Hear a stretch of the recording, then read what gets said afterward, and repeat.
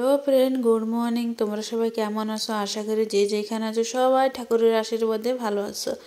আমরা সবাইও ভালো আছি। আর সকালবেলা আমি চলে এসেছি জল ভরে রান্নাঘরে চাউমিন করবো। যে চাউমিন বসাই দিছি, এই পাশে চাউমিনটা সেদ্ধ হয়ে গেছে, ঢেলে রেখে দিছি তাহলে। আর এই পাশে কড়াইতে আমি চাউমিনে যা সব দেবো না, সেই একটা বড় কড়াইতে বানাবো, সেটা ভাজাভাজি করতেছি। আর এদিকে আমলেট করতেছি চাউমিনের জন্যে। আর এইবার ওই চাউমিনটা করে তারপরে আমি সবারই খেতে দিয়ে দেবো।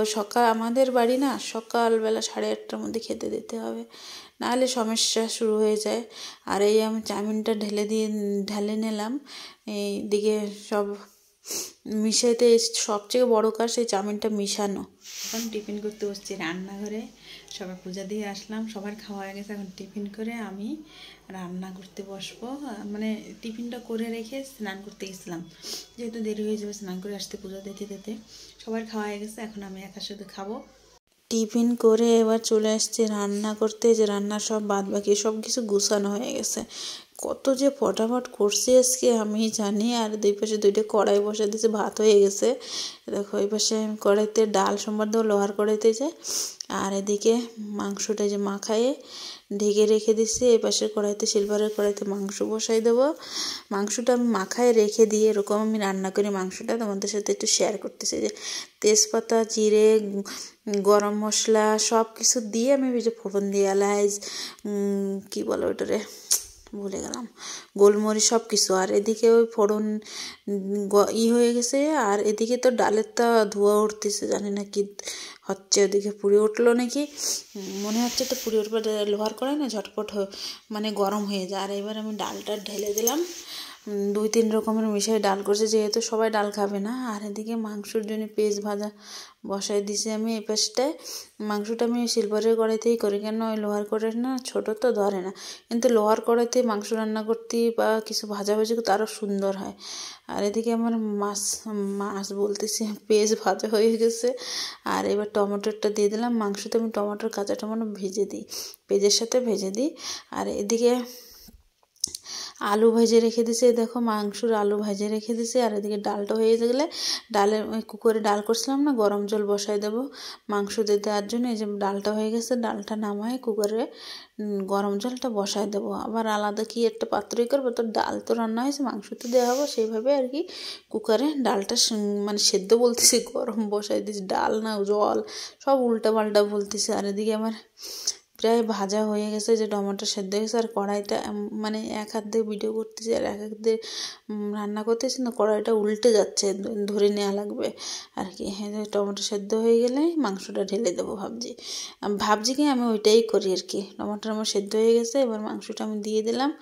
মাংসর মধ্যেই রসুন খেতে কে কে ভালোবাসে আমার কমেন্টে বললো, কিন্তু আমি কিন্তু প্রচুর ভালো খাই রসুনটাই। দেখো একটা আস্ত রসুন দিচ্ছি আমি। ফুচকু অতটা ভালো খায় না, শুনু কিন্তু খায়।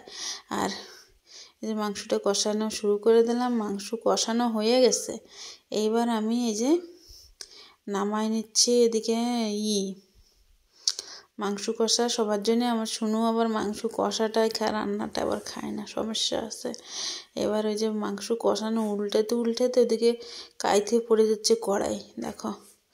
আর ওই জন্য আমি বেশি করে উঠিয়ে দিচ্ছি, কেননা মাংস কষানোটাই তো খাবে, রান্নাটাও খাবে না। তার মধ্যে আবার কি মাংসর মধ্যে আবার হাড় থাকলে হবে না। সেদিন দোকানদারের ভয় দিয়ে এসে মাংসতে যদি সলিড মাংস না থাকে না, তোর মাংস রিটার্ন করে দিয়ে যাবো, সেই ভয়তে মাংসওয়ালা আজকে অনেক মাংস দিয়েছে। হয়েছে ওরা বাটিতে ভরে দিলাম। এবার আমাদের নেয়ার পালা, আমরা নেব। আর এদিকে মাংসর মধ্যে আমি কষানো হয়ে গেছে পরে আলু ভাজাটা দিয়ে দিছি। আর ওদিকে গরম জল করে রাখছিলাম যেটা, ওই গরম জলটাই যে মাংসের মধ্যে দিয়ে দিলাম। আমি এইভাবেই রান্না করে মাংস, যে তোমরা কীরকম রান্না করো জানি না, আমার থেকে একটু ভালোই হয়তো করবা, কিন্তু আমি যেরকম করি সেরকম তোমাদের সাথে শেয়ার করলাম। আমি জানি না কীরকম হয়েছে কি না, কিন্তু আমি এরকমই মাংস রান্না করি। এই যে এবার মাংসটা আমি একটু ঢেকে দেবো গরম জল। আলুটা সেদ্ধ হবে দিতে না, মাংসটা এই থালাটা ছোটো হয়ে গেছে, বেকার দিছি, আর বড়ো থালা দিয়ে ঢেকে দিলাম। আর এই যে মাংস কষা তুলে নিছি। আর এদিকে মাংস কষা খেতে খেতে দেখো মাংসটা হয়ে আসছে।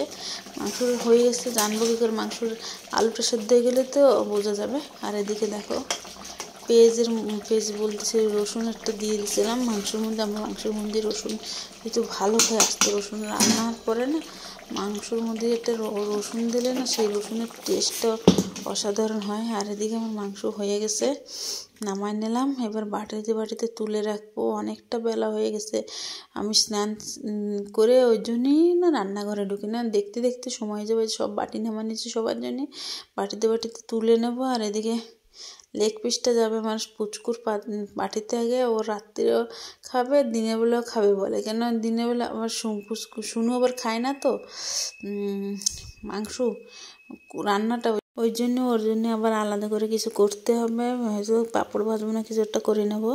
পুচকুর খাওয়া হয়ে গেছে, খাওয়ার শেষে পাঁপড় ভেজে নিয়ে আসছে, তাই ও এখন পাঁপড় খাচ্ছে। আর একজনের মুখটা ঢেকে রাখছে, লজ্জা পাচ্ছে। মাথা ব্যথা করে লজ্জার কথা না। আর এখানে আমারটার ওর পাপারটাই রয়েছে, ওর পাপারটা ঢাকে রাখবো। জল দেবো, জল নিয়ে বসতে জানো না, খাওয়া হয়ে যায়। আর একটা আনছি, লাগবে তাই আনছি। আর তোমাদের চলো, আমি বলছিলাম না কালকে কষ্টের দুনিয়ায় কিসের জন্য চলে আসছি দেখাবো। এই জল নে, অল্প একটু খাইয়ে মনে বেশি ঝাল খেতে। এদিকে দেখো এই যে অবস্থা, দেখো ঘরের এইভাবে হয়ে রয়েছে। ঘর দুয়ার কবে ঠিক হবে জানি না। এই কাঁচাইতে কাছাইতে আমার এমনিতে কষ্ট হয়ে যায় ধুলামুলার কাজ করলে। আর এই পুরা সিঁড়ি ঘর দুয়ার এরকম হয়ে রয়েছে, এগুলো সন্ধ্যার সময় মুছতে হবে। এদিকে তো আর অবস্থা, এদিকে কুলি নিয়ে করতে হবে, এদিকে হাঁটাচলা করতে হয়, এদিকে তো পরিষ্কার আমার প্রত্যেক দিন করতে হয়। ওই সব জায়গা মেশিন ফেশিন সব হয়ে রয়েছে সাদা সাদা। আজকে হয়ে গেছে এই পাশে ঘষা, এখনও হয়নি, কবে হবে ভগবান জানে। তো এই আজকের ভিডিওটা আমি এইখানে এন্ড করলাম। তোমাদের যদি ভিডিওটা ভালো লাগে লাইক করো, চ্যানেলে যারা নতুন সাবস্ক্রাইব করে একটু সাপোর্ট করো। বাই।